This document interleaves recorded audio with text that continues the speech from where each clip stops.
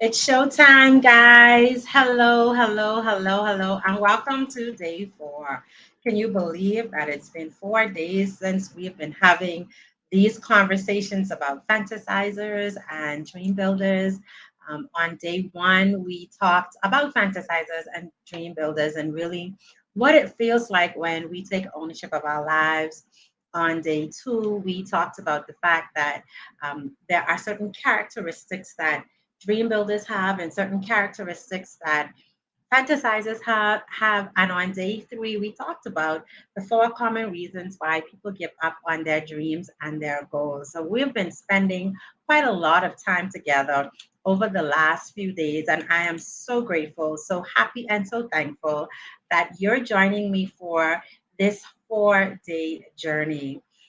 Today, we are going to talk about those 6 things that we can do to take ownership of our lives. And I know I committed to 30 minutes because last night I did like just like the spirit take me, and we were on for about 50 minutes. So I'm going to do my best to ensure that we are sticking with that 30 minutes time period tonight, which means then that I must immediately dive into today's training. If you have any questions, please let me know in the comments. I'll answer them after my teaching, as many of them as I possibly could, just so that we can stay on time with today's teaching as well. As you're coming on to the live conversation today, I want you to type in chat for me at least one thing that you've remembered over the last 4 days. Let me know what you've taken in. Yesterday, you told me what you took in from our teaching yesterday. So make sure that you're letting me know in the chat something that's been haunting you for the last few days. As a matter of fact, listen, I have my hair out today. It's kind of hot. I don't know why I have my hair out, but it's out. It's a different look, one that I'm trying to get more accustomed to. So let's dive into today's teaching and have our conversation. So I'm not even going to do a recap because I think you guys got it if you are joining for the very first time or from where we've been over the last 3 days. This is the 4th day. I'd like to encourage you to go back and to visit the replay to get as much information as you can from the replay. It's a lot of valuable content. So I've been told, as a matter of fact, I actually had somebody message me earlier today to tell me that they have actually watched the rebroadcast of this at least 3 times since we spoke, and they have watched each one at a minimum of 3 times. So I'm also going to encourage you to do the exact same thing. Make sure that you watch it more than once. So the first tip I have for you today to take ownership of your life is to really own your life and step into it is to take bold ownership. Take bold ownership of your life. And so, point number 1 is to lead your life. Many times we are living on routine. We are doing the same thing over and over and over every day. We wake up in the morning, we get dressed, we head out, we drop our kids off to school, we go to work, we deal with the hassles of work. We come home, we're so exhausted from the day that we get our kids ready for bed, dinner, help them with homework, and then we jump in bed, that whole routine all over again. And to have us like we are on this hamster wheel. Hey, Chanela, thank you for being here tonight. And so our very first point tonight is that we have to take bold ownership of our lives. And to do that, it means that we must lead our lives. How do we lead our lives? I am so glad that you asked that question. The first thing that we do to really lead our lives is that we have to expose the things that we're telling ourselves and about our dreams and our assignments. We are having self talk. We are having conversations with ourselves about how we will pursue the things that we know that we were born and created for. And those conversations are either allowing us to take action or they are shackling us and preventing us from taking action. So, the very first thing that we have to do is to expose to ourselves exactly what it is that we're telling ourselves. The second thing we have to do to take bold ownership of our lives is to just accept where we are right now. Like, this is what it is. Like, you know, when you are faking. And when we're faking with other people, we have this sense of um, that we're really not being authentic. We don't feel good because we have to go home and face ourselves and we know what the lie is. So as we are taking bold ownership of our lives, it's super important for us to accept that this is what our current situation is, but with the understanding that we can create a better situation over time. To take bold ownership of our lives means that we must love ourselves. And I'm going to tell you in true transparency that for a very long time, I didn't know what loving myself looked like. I knew what it looked like to show other people love. I know what it looked like to be caring towards other people as a means of trying to get them to love me back. I don't know if you've been there. I know exactly what it means to spend your money on somebody else, to cook for somebody else, to play wife to someone that you're just a girlfriend for. We know what it is to give other people love. What does it mean to love ourselves, though? And that's an important question to answer. When you love yourself, type in the comments for me, like, what are some of the things that you do when you love yourself? And it's really some of the things that we do for other people. We don't extend that same effort. Imagine if we gave ourselves the effort that we give other people, right? So we have to love ourselves. And then we have to recognize that that hamster wheel that we're on, it takes us owning that we have the power to change that. No one is going to rescue us. We have to learn how to be our own rescue. And so that hamster wheel that we're on, we are going to need to make sure that we understand how we got on the hamster wheel and what we must do to get off of the hamster wheel. We have to own it. Nobody else is going to rescue us. Other people may help us, other people may give us support, other people may give us tools, but we have to actually put the work in. And the final thing about leading your life is that we have to stay in awareness. You know, we are very good at looking at other people. We're very good at judging other people. We are very good at seeing what Susie is doing and what Paul is doing. We're very good at looking outside. But staying in awareness as we take bold ownership of our lives really requires that we stay in awareness about us, about the decisions that we're making, about the choices that we're making, that we're staying in awareness about why we're doing what we're doing. So if you're listening for me, please type in the comment section that the first step is to lead your life. We have to take bold ownership. We're going to move on to the second step because I promised 30 minutes tonight, so I want to honor that. The second thing is that we have to build an unshakable foundation. And yesterday, during our conversation, I committed to saying what it means when we are deeply rooted, and I didn't get to last night. However, tonight I want to take the opportunity to tell you that we build an unshakable foundation when we become deeply rooted in who we are as individuals. Because when we are rooted in who we are as individuals, external things don't rattle us inside and destroy us inside because we already know who we are and what we are about. How do we build this unshakable foundation, though? The first thing we have to focus on is to become the best version of ourselves possible. It means that we have to spend time with ourselves. We have to ask ourselves why we do the things that we do. Why do you go to the church you go to? Why are you choosing the school that you're sending your children to? Why are you going on the job that you're going on? Why are you avoiding spending time with yourself? So it's super important that you sit with yourself and inspect who you are. And once you determine who you are, then it's going to be time to discover who you want to become. So when we recognize who we are and then we build this master list of who we want to become and put that in action, we begin to build this unshakable foundation. So if someone rises above us, we don't need ego because inside of us, we already know who we are. If somebody offends us, we know that we are going to respond professionally and respectfully because those are our values. We have to determine what our values are and act from the place of our values. So that's the first thing towards building that unshakable foundation. When you build an unshakable foundation, you are now guiding yourself to love what you do because it's now that you're being honest and authentic with yourself. It's now that you're no longer brainwashing yourself.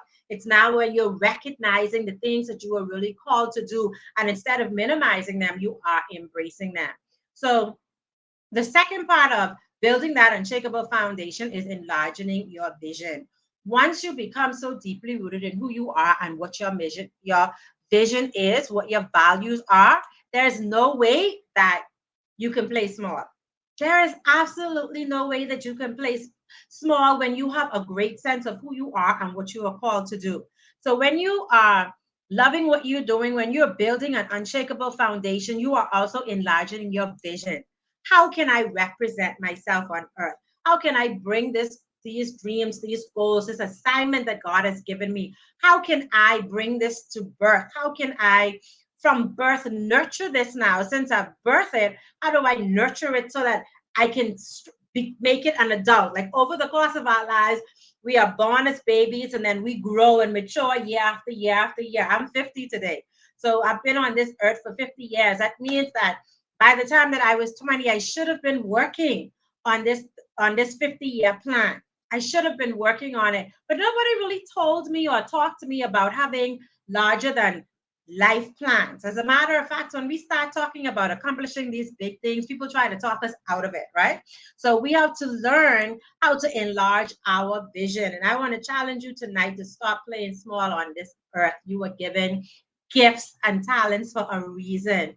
The third thing under building that unshakable foundation is we have to build our character.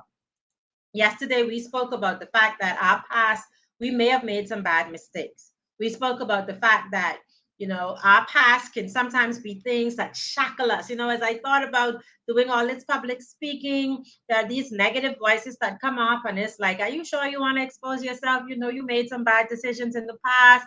And I had to check myself because you know what? Yes, I did. And I own every single one of them. But here's the thing, I spent 10 years rebuilding my life. I spent 10 years building an unshakable foundation. I spent 10 years building the characteristics of the person that I am today. And I'm very grounded in who she is.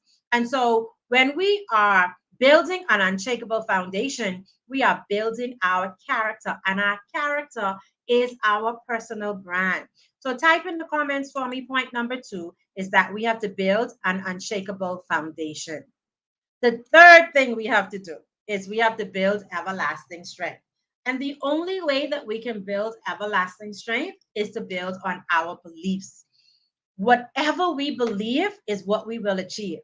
Whatever we believe is possible is what we will take action on. Whatever we believe is outside of our reach will remain outside of our reach because we think a thought, like I told you last night, we attach an emotion to that thought, and then we take action from the place of our emotion, which is why it's super important for us to build this unshakable foundation by inspecting our beliefs, and we have to build on our beliefs. How then do we do that? We have to morph into a new person. We have to actually recognize the subconscious thoughts that we're having, because believe it or not, those subconscious thoughts are also a part of the reason why we are in the patterns that we're in. There are some beliefs. For instance, I'll give you a quick story about my choice of man early in life. I chose men that were unfaithful. I chose men who didn't take on the responsibility or the role of a man. I had relationships with men who were not honorable. And the reason I did that was because I didn't feel that I was worthy of a love that honored me. I felt that because my mom gave me to my great grandmother, because I didn't know my dad until I was 13 and I struggled with abandonment issues, because during my teen years I had to fight for attention and love, I felt that I wasn't worthy, that nobody would want me. And so, because I had those thoughts subconsciously, I selected people to bring to life or to prove me right.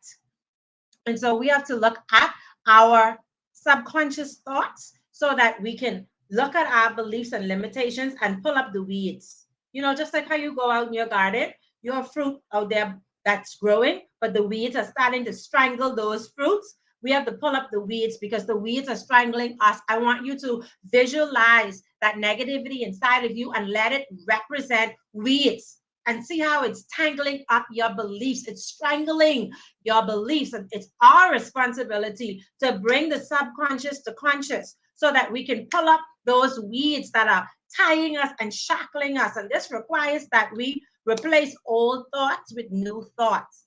We're talking about the Bible. I'm not faith-based. I'm talking about the Bible because faith-based is a whole different story.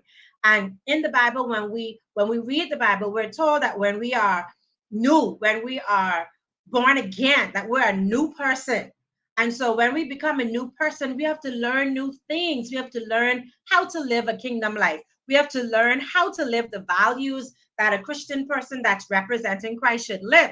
And so likewise, when we are building this unshakable foundation, we have to throw out old thoughts and replace them with new thoughts because new thoughts can now become new beliefs. It is said that 21 days is all we need to create a habit. If you do something for 21 days, it becomes a habit. And so for 21 days, if you begin to give yourself new thoughts, new affirmations, new beliefs, then you are going to feed your subconscious a bit more positively. And then if you continue doing that, you're going to be able to give your subconscious beliefs that will anchor you to who you really are, what you are about, and the new life that you are creating. And then finally, in order to build that unshakable foundation and to build this everlasting strength, it's important that we take action because choices direct destinies, right? Choices are what direct destiny is, nothing else. Right? Whatever choices we make, and it's a choice to choose Christ, right? It's a choice to say, I want to live a life that represents Christ. It is a choice to say, I believe the Bible. It is a choice to say that I am of the belief that there is Father, Son, and Holy Ghost. That's a choice. And so choices direct destinies because if you're making that choice, then you're going to do things that honor that choice. Choices direct destinies. So, how are the choices that you're making directing your destiny? And that's again another important question to answer. How are your choices directing your destiny? Are the choices you're making taking you in the direction of achieving your dreams and your goals or fulfilling your assignment? Or are they pulling you away from what you truly want your life to be? Choices direct destinies. So, we talked about the fact that we have to have bold ownership of our lives and stop living in routine. We spoke about the fact that we need an unshakable foundation so we love what we do. We just talked about building everlasting strength by building on our beliefs. And now I want to talk to you for a few minutes about point number 4 I think we're on now, which is to believe in your vision, which means that you have to learn how to have limitless dreams. Let me ask you this question really, really seriously. Who told you that your dream was impossible? What is it that makes you believe that the outlandish dream that you have is impossible? Because that's somebody else's voice. We have to learn how to enlarge our vision. And the only way we do that is when we divorce ourselves from what would other people think syndrome. That and by building our confidence. And so when we want to have this dream that is limitless, we have to release the shackles. Nobody has us shackled. We have ourselves shackled. And can I tell you today that our vision is often clogged by pain? We put the limits on ourselves because we cover up our trauma and we cover up our pain. And because we're not dealing with it and addressing it, the hope that we have for the future is also being covered up. When I was 8 years old, I used to daydream about who I would grow up to be. I used to daydream about when I got older, how I would show up in the world, what would I do, what career I would have. And it changed periodically. And from 8 years old, I already knew that I would make a difference in the world. But between 8 and 25, so many things happened. Life happened. Life, Life happened. Between me at 8 years old, daydreaming about who I would grow up to be and what I would do and how I would change the world. But between 8 and 25, a lot of pain happened. And when I was filled with pain, that meant that those dreams that I had when I was 8 years old, they were buried under trauma They were buried under pain. They were buried because I was in survival mode. You cannot dream in survival mode. If you are trying to survive, you're strangling your dreams. They can't coexist because the focus is going to be on survival. So we have to get ourselves clear of living in survival. And once we're out of living in survival, the pain and the trauma, we can now shift into being more of a dream builder. But pain and trauma clogs our vision and it makes us short sighted. But the minute we start to heal, that's when we start to rise up. That's when we feel ownership. That's when we feel like we have wings and we could soar. So I want to encourage you today that the internal bleeding that you're feeling is like figuratively now. That internal bleeding that you're feeling, understand that that's not going to heal unless you apply the salve to that. Yes, this morning someone said to me that it was so big of your mother to have that conversation with you. And that was one of the only ways that I could heal the pain associated with the abandonment issues that I had. I had to have the courage to have this conversation with my mom. And my mom had to have the willingness and the vulnerability to share with me what her struggles were. And so we have to be able to we have to know that it's okay to address the trauma and not cover it up. Now, people say that time heals all wounds, and I'm here today to tell you that that's not true. Time doesn't heal all wounds. But what time allows us to do is to work through the trauma attached to those wounds and come out on the other side. I will not sit here today and tell you that once you heal a situation that it's done, because it's not one and done.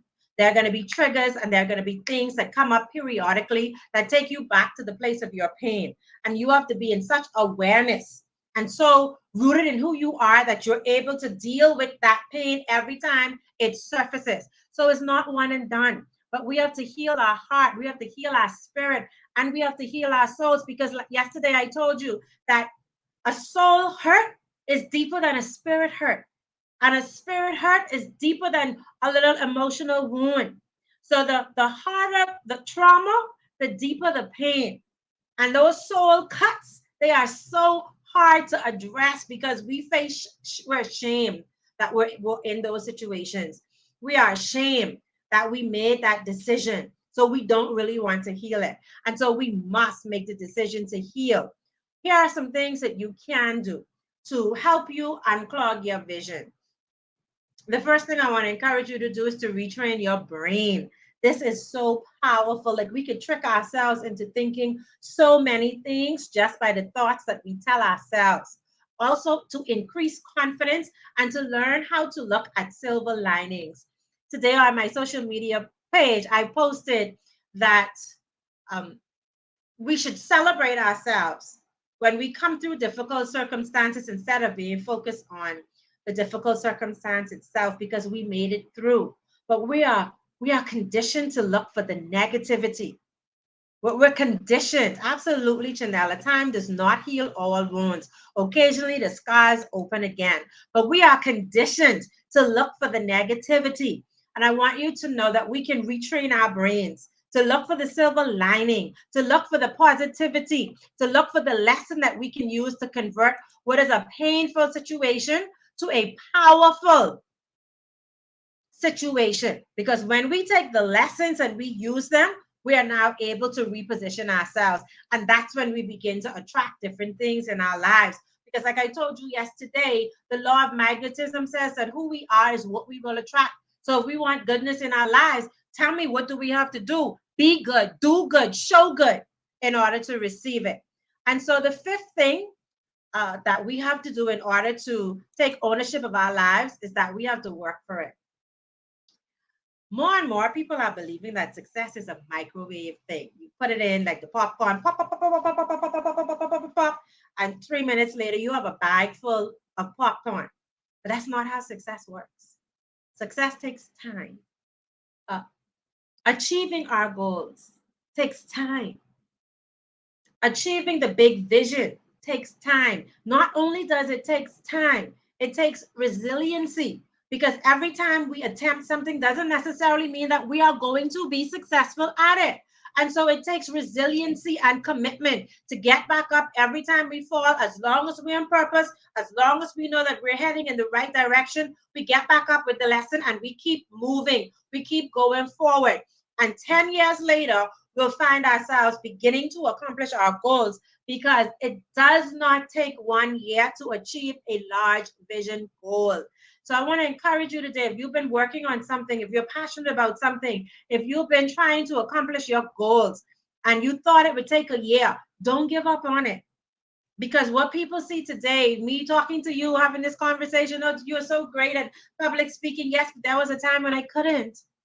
There was a time when I was so shy and shriveled up that I could not speak in front of people. And that was about 15 or 17 years ago. But gradually building confidence and practicing and getting involved in programs that can help me speak, that can help me learn to evaluate, that can help me learn to put proper speeches together, help me to be able to come from a place of being so shy and not being able to do it to a place of really stepping into it and it almost looking effortlessly. So we have to be willing to put the work in. We have to be willing to get our, they say put your elbow grease on, get our hands dirty and get in it. The sixth and final thing is I want to honor this 30 minutes today is that we have to learn how to take calculated bets on ourselves. That's the only way we set ourselves up to soar. We have to weigh the pros and cons of situations and make the best decision based on the facts. Sometimes it requires that we research. Remember, I told you about my 3-year journey to stepping from my corporate job. Even though people thought I'd gone crazy, they like to think I'd gone crazy. I don't know why, but they thought that, oh, her mom died and she lost her mind and she just quit her job. But they didn't realize that for 3 years I've been working up to that point. As a matter of fact, I really was only on that job because my mom was afraid that if I stepped off of my traditional job, I wouldn't be able to handle all the responsibilities. So I was kind of working with her and weaning, helping her to understand that sometimes you have to take these risks. And she passed away before I was able to do that, right? And so she died in October of 2017. I went back to work in December, early December of 2017. And in January of 2018, I submitted my resignation because you know what? Here was the choice. This was the choice. One day I'm going to die, just like my mom died, just like people die every single day. And am I going to die with this dream inside of me? Or am I going to have faith in the man or the person or the entity, the God who created me? Am I going to have faith in him that this dream that he gave me is exactly what I'm supposed to be doing? And I'm going to listen, learn, and grow so that I can be responsible for the talent and the gift that he has given to me? I had a choice. And that choice was stay on the job, sucking the life out of me, and one day die right there. Or take that calculated risk that I've been preparing for 3 years. So sometimes people may say, oh, she just jumped or he just jumped because they don't have all of the facts. Taking a calculated risk on yourself, though, means that you are weighing the pros and cons of every situation and you are preparing for your next moment. It's not about the destination. It's about being prepared for your next level of elevation. That's what it is. You're preparing for your elevation. It requires some things of you. It requires investment. It requires skill up leveling. It requires mindset shifts. And so I want to close today by telling you that your future is in your hands. Like your future is totally in your hands. And what you do by way of your choices will determine what your future will become. People think that our future is just something that's out there. We don't really know what's happening. The future will eventually come. But I'm here today to tell you that you can create the future. So those are my 6 tips today, ladies and gentlemen. Those 6 tips are simply that in order for us to own our lives, we have to have bold ownership and lead our lives, that we must build an unshakable foundation, that we must build everlasting strength by building on our beliefs, that we must expand our vision and have limitless dreams, that we must be willing to work for it, and finally, that we must be willing to take a calculated risk on ourselves. And I hope that you can tell me in the comments which one of those resonated most with you. Let me know while I find the links for my upcoming program. Let me know which one of those actually resonated most with you. of the six things that I shared, let me know which one resonated most with you. I remember last night I shared with you that Chanela prompted me to offer something to help people who want more. So I'm putting those links in. One is general admission, and the other one is a VIP experience. Um, so you have the option of choosing. And let me know as we get ready to close out tonight's live which one of those six things resonate most with you. And I see Chanela is saying that taking the risk is what is resonating with her, taking the risk. So, guys, I know it's Sunday and I want to respect your time. We are at that 30-minute mark. Thank you so much. And I do hope that you choose to participate in one of those upcoming sessions, please make sure that you like and share the content that I've shared with you over the last 4 days so that more people can avail themselves to the free information that I've been sharing over the last 4 days. Free still works. Not everyone can make the investment. So let's share and get other people to benefit. The more we bring people into awareness, the more we help our communities and our country. And so Chanela says, thank you. I appreciate it. Wow. Thank you, guys. Enjoy the rest of your Sunday. And I look forward to seeing you again. Bye.